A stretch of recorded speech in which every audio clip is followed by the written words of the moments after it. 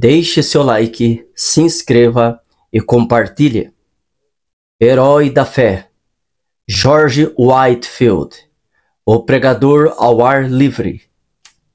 Mais de 100 mil homens e mulheres rodeavam o pregador há mais de 200 anos. Em Cambuslang, Escócia, as palavras do sermão, vivificadas pelo Espírito Santo, ouviam-se distintamente em todas as partes que formavam esse mar humano. É-nos difícil fazer uma ideia do vulto da multidão de 10 mil penitentes que responderam ao apelo para se entregarem ao Salvador. Esses acontecimentos servem-nos como um dos poucos exemplos do cumprimento das palavras de Jesus. Na verdade vos digo que aquele que crê em mim também fará as obras que eu faço, e as farás maiores do que estas, porque vou para meu Pai. João 14:12.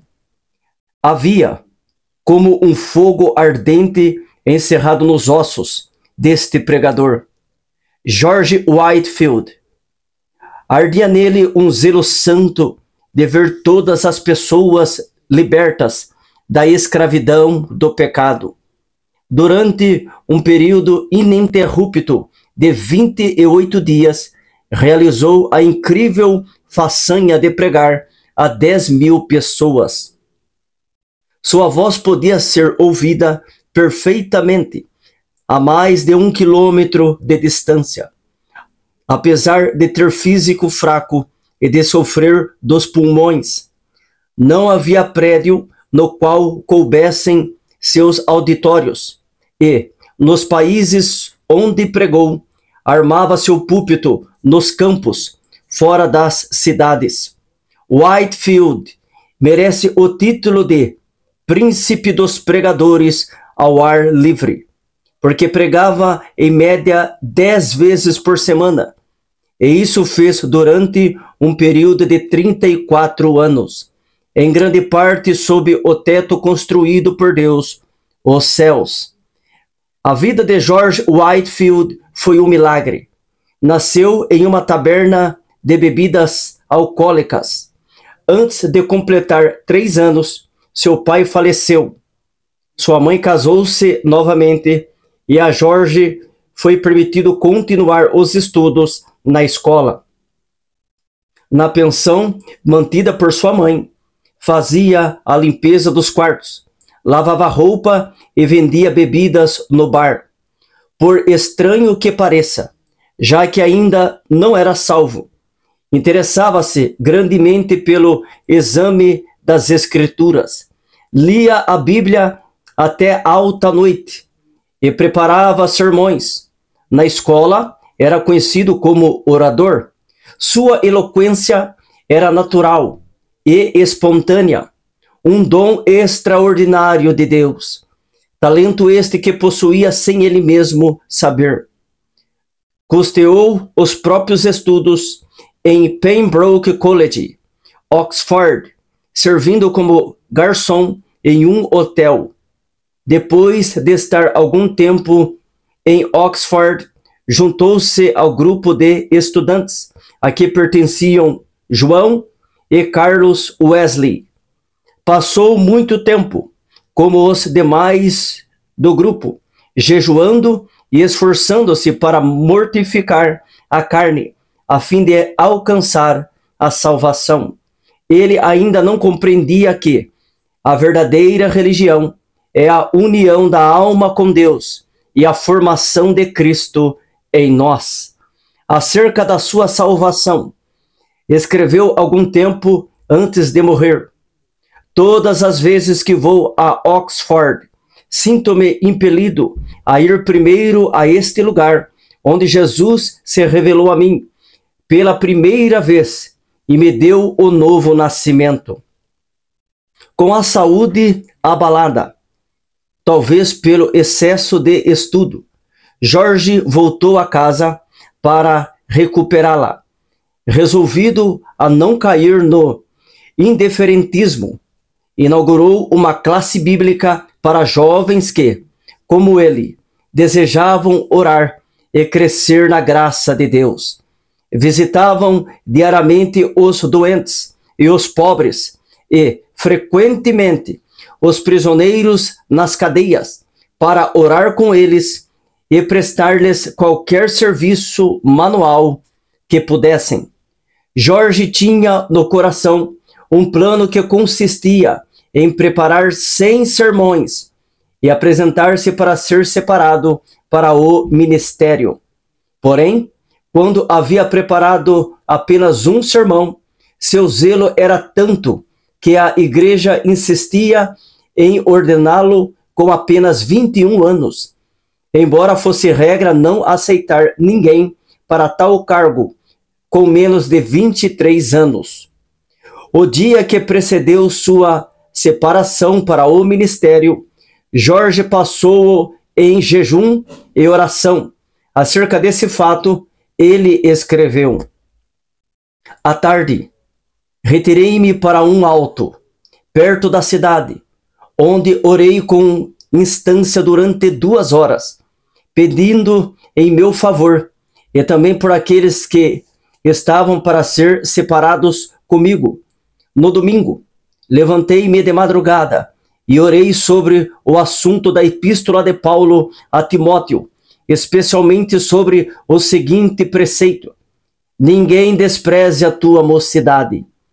Quando o ancião me impôs as suas mãos, se meu vil coração não me engana, ofereci todo o meu espírito, alma e corpo para o serviço do santuário de Deus.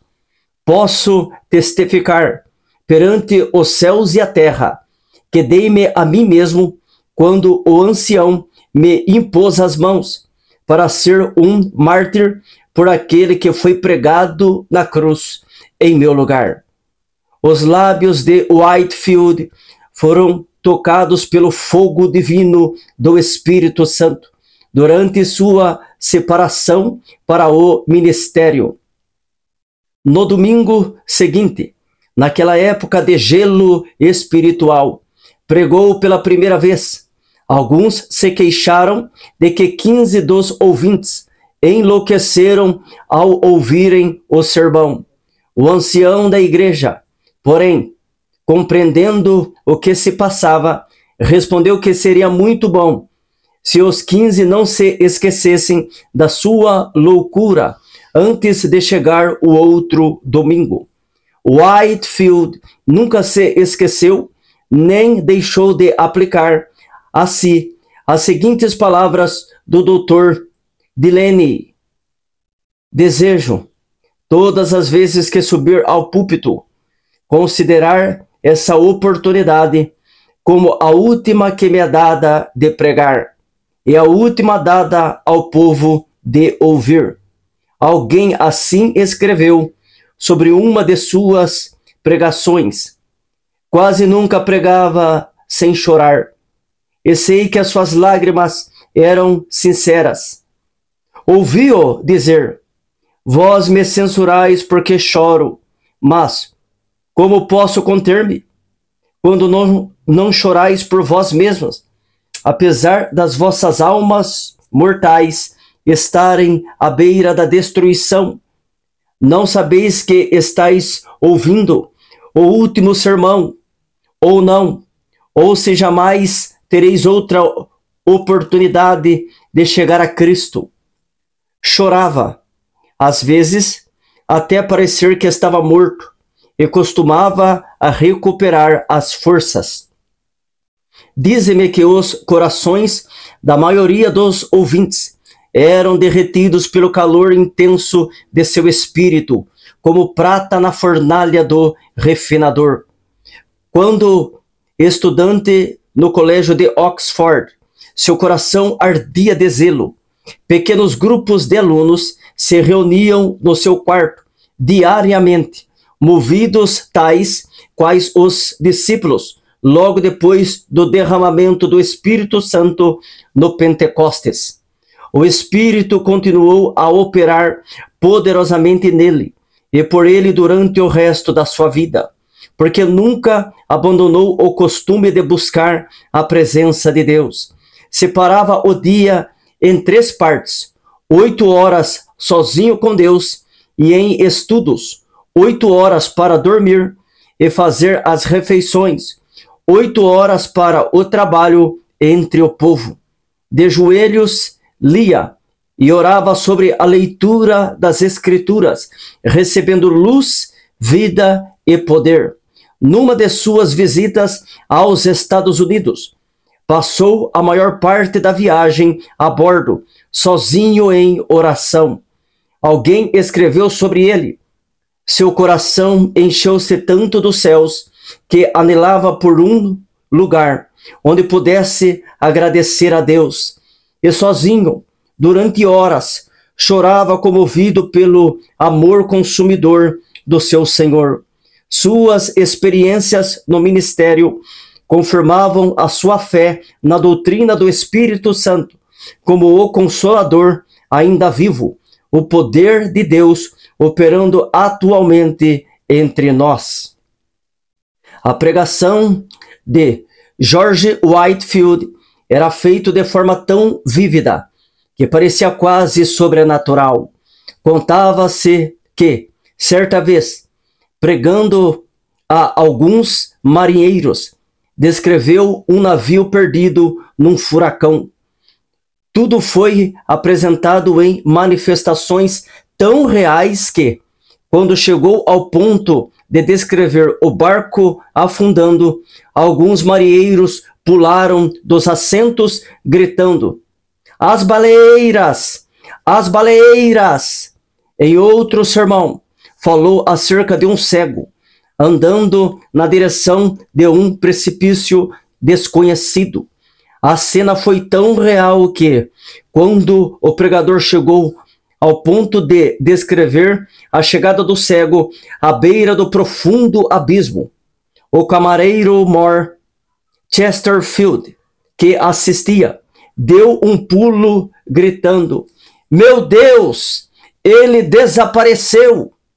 O segredo, porém, da grande colheita de almas salvas não era sua maravilhosa voz, nem a sua grande eloquência. Não era também o caso de que o povo tivesse o coração aberto para receber o Evangelho, uma vez que havia, naquela época, grande decadência espiritual entre os crentes. Também não foi por falta de oposição. Repetidas vezes, Whitefield pregou nos campos, porque as igrejas fecharam-lhe as portas. Às vezes, nem os hotéis queriam aceitá-lo como hóspede. Em Basingstoke, foi agredido a pauladas. Em Staffordshire, atiraram-lhe torrões de terra. Em Moorfield, destruíram a mesa que lhe servia de púlpito e arremessaram contra ele o lixo da feira. Em Evesham, as autoridades, antes de seu sermão, ameaçaram prendê-lo se pregasse. Em Exeter, enquanto pregava para 10.000 pessoas, foi apedrejado de tal forma que pensou haver chegado para ele a hora, como o ensanguentado Estevão, de ser imediatamente chamado à presença do Mestre. Em outro lugar, apedrejaram-no novamente até ficar coberto de sangue.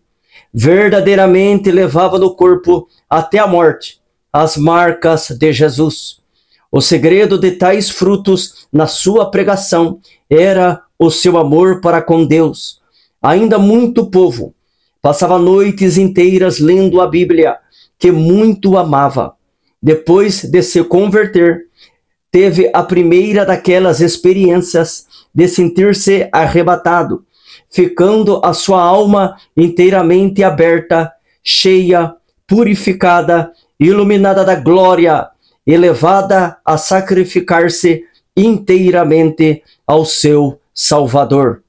Desde então, nunca mais foi indiferente em servir a Deus, mas regozijava-se no alvo de trabalhar de toda a sua alma e de todas as suas forças e de todo o seu entendimento.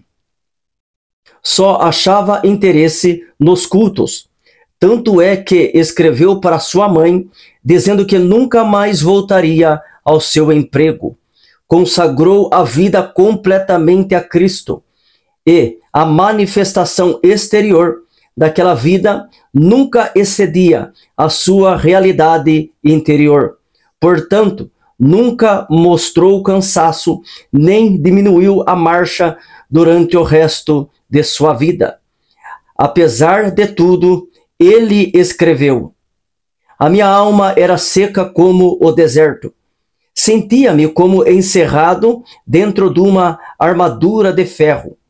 Não podia ajoelhar-me sem estar tomado de grandes soluços, e orava até ficar molhado de suor. Só Deus sabe quantas noites fiquei prostrado, de cama, gemendo, por causa do que sentia, e ordenando, em nome de Jesus, que Satanás se apartasse de mim. Outras vezes passei dias e semanas inteiras prostrado em terra, suplicando para ser liberto dos pensamentos diabólicos que me distraíam. Interesse próprio, rebelião, orgulho e inveja me atormentavam, um após outro, até que resolvi vencê-los ou morrer. Lutei até Deus me conceder vitória sobre eles. George Whitefield considerava-se um peregrino, errante no mundo, procurando almas. Nasceu, criou-se e diplomou-se na Inglaterra. Atravessou o Atlântico 13 vezes. Visitou a Escócia 14 vezes. Foi ao país de Gales várias vezes. Visitou uma vez a Holanda. Passou 4 meses em Portugal, nas Bermudas. Ganhou muitas almas para Cristo, como nos demais lugares onde trabalhou. Acerca do que sentiu em uma das viagens à colônia da Geórgia, Whitefield escreveu: foram-me concedidas manifestações extraordinárias do alto. Cedo de manhã, ao meio-dia, ao anoitecer e à meia-noite.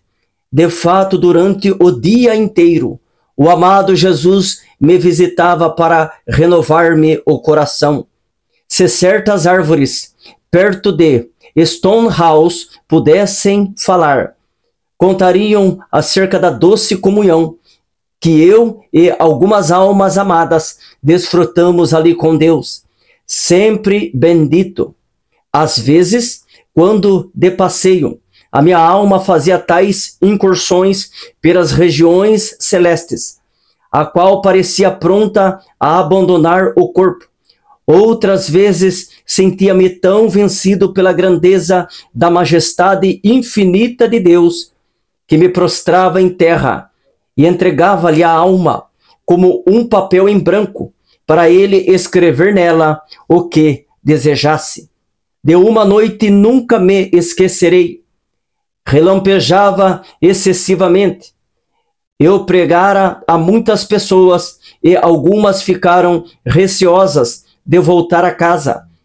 Senti-me dirigido a acompanhá-las e aproveitar o ensejo para as animar a se prepararem para a vinda do Filho do Homem.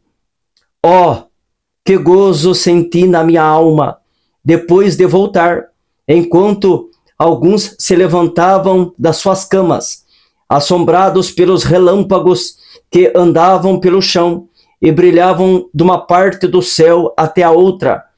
Eu com mais um irmão ficamos no campo adorando, orando, exultando ao nosso Deus e desejando a revelação de Jesus dos céus, uma chama de fogo. Como se pode esperar outra coisa, a não ser que as multidões, a quem Whitefield pregava fossem levadas a buscar a mesma presença. Na sua biografia, há um grande número de exemplos que bem ilustram tal fato. Oh, quantas lágrimas foram derramadas, com forte clamor, pelo amor do querido Senhor Jesus. Alguns desmaiavam e, quando recobravam as forças, ouviam e desmaiavam de novo. Outros gritavam como quem sente a ânsia da morte. E depois de findar o último discurso, eu mesmo senti-me tão vencido pelo amor de Deus que quase fiquei sem vida. Contudo, por fim, revivi e, depois de me alimentar um pouco, estava fortalecido o bastante para viajar cerca de 30 quilômetros até Nottingham. No caminho, a alma alegrou-se cantando hinos. Chegamos quase à meia-noite, depois de nos entregarmos a Deus em oração. Deitamo-nos e descansamos na proteção do querido Senhor Jesus. Ó Senhor, jamais existiu amor como o teu. No dia seguinte, em Fog's Manor, a concorrência aos cultos foi tão grande como em Nottingham. O povo ficou tão quebrantado que, por todos os lados, vi pessoas banhadas em lágrimas. A palavra era mais cortante que espada de dois gumes, e os gritos e gemidos alcançavam o coração mais endurecido. Alguns tinham semblantes pálidos, como a palidez de morte. Outros torciam as mãos, cheios de angústia. Ainda outros foram prostrados ao chão, ao passo que outros caíam e eram aparados nos braços de amigos. A maior parte do povo levantava os olhos para os céus, clamando e pedindo a misericórdia de Deus. Eu, enquanto os contemplava, só podia pensar em uma coisa: o grande dia. Pareciam pessoas acordadas pela última trombeta, saindo dos seus túmulos para o juízo. O poder da presença divina nos acompanhou até Basking Ridge, onde os arrependidos choravam e os salvos oravam lado a lado. O indiferentismo de muitos transformou-se em assombro, e o assombro, depois, em grande alegria. Alcançou indivíduos das mais diversas classes, idades e tipos de conduta. A embriaguez foi abandonada por aqueles que eram dominados por esse vício. Os que haviam praticado qualquer ato de injustiça foram tomados de remorso. Os que tinham furtado foram constrangidos a fazer restituição. Os vingativos pediram perdão. Os pastores ficaram ligados ao seu povo por um vínculo mais forte de compaixão. O culto doméstico foi iniciado nos lares. Os homens foram levados a estudar a palavra de Deus e a ter comunhão com o seu Pai nos céus. Mas não foram somente nos países populosos que o povo afluiu para ouvi-lo. Nos Estados Unidos, quando eram ainda um país novo, ajuntaram-se grandes multidões dos que moravam longe uns dos outros nas florestas.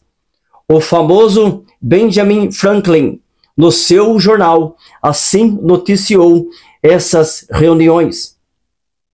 Quinta-feira, o reverendo Whitefield partiu de nossa cidade, acompanhado de 150 pessoas a cavalo, com destino a Chester, onde pregou a 7.000 ouvintes, mais ou menos.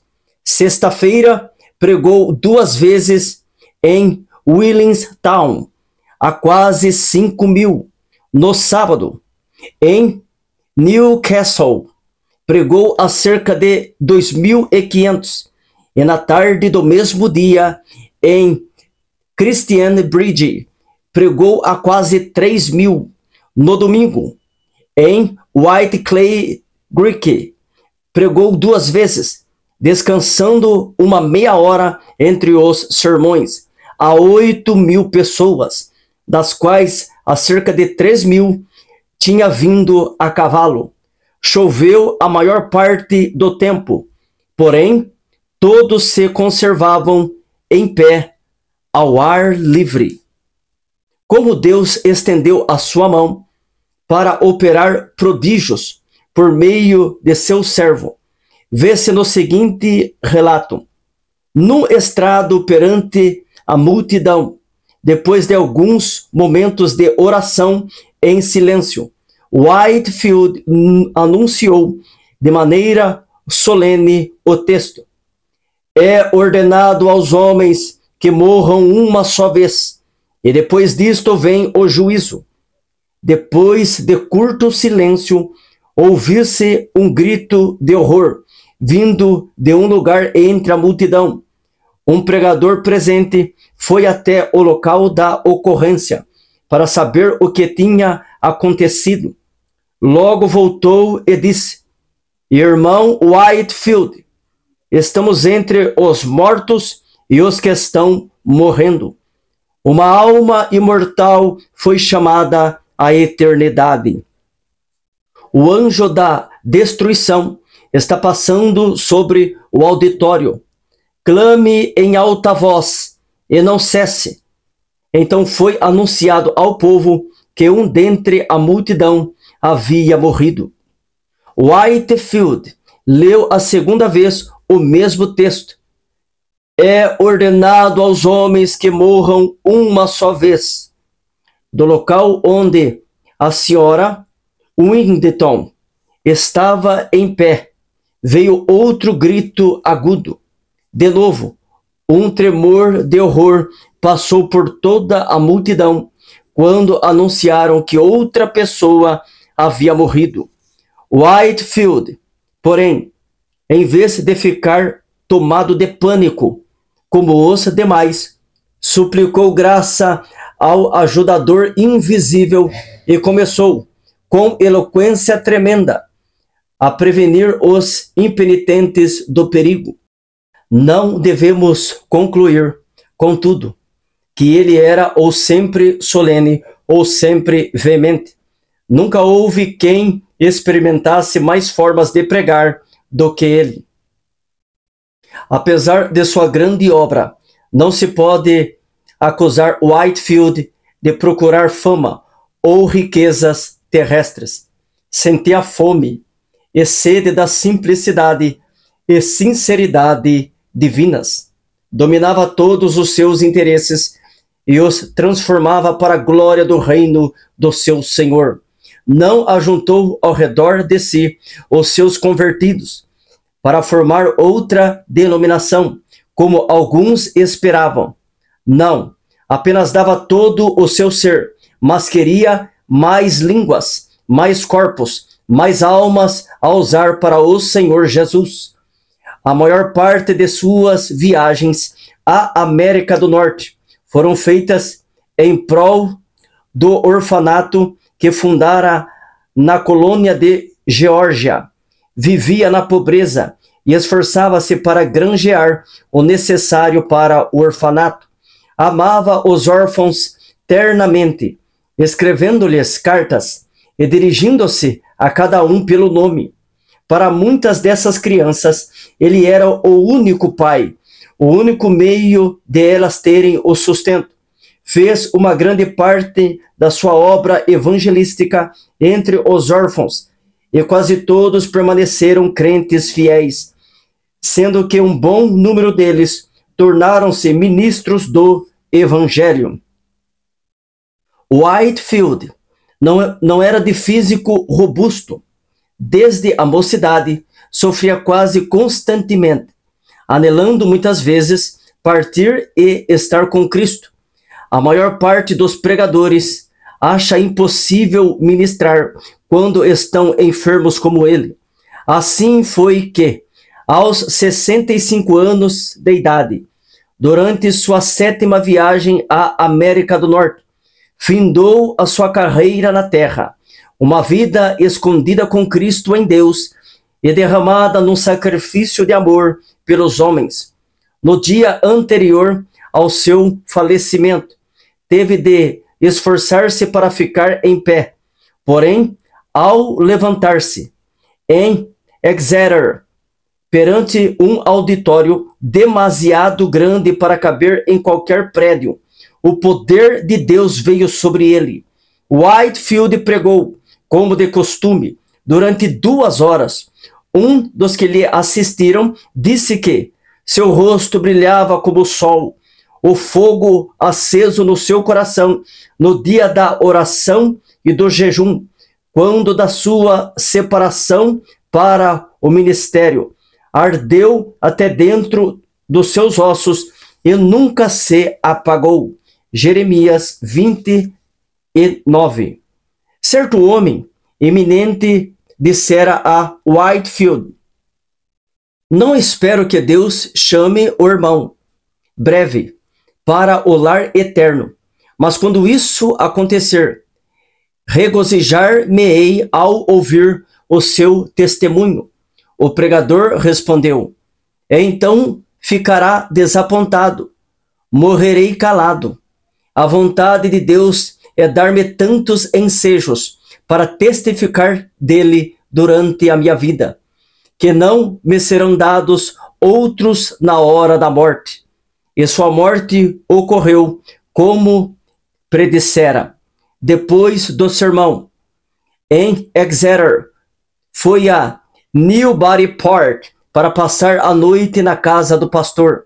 Ao subir para o quarto de dormir, virou-se na cama e, com a vela na mão, proferiu uma curta mensagem aos amigos que ali estavam e insistiam em que pregasse. Às 2 horas da madrugada, acordou. Faltava-lhe o fôlego. Pronunciou para o seu companheiro as suas últimas palavras na terra: estou morrendo.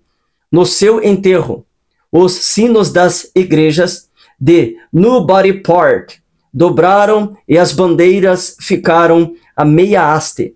Ministros de toda parte vieram assistir aos funerais. Milhares de pessoas não conseguiram chegar perto da porta da igreja por causa da imensa multidão. Conforme seu pedido, foi enterrado sob o púlpito da igreja. Se quisermos ter os mesmos frutos, ver milhares de salvos, como George Whitefield os teve, temos de seguir o seu exemplo de oração e dedicação. Alguém pensa que é tarefa demais? Que diria George Whitefield agora, junto aos que levou a Cristo, se lhe fizéssemos essa pergunta?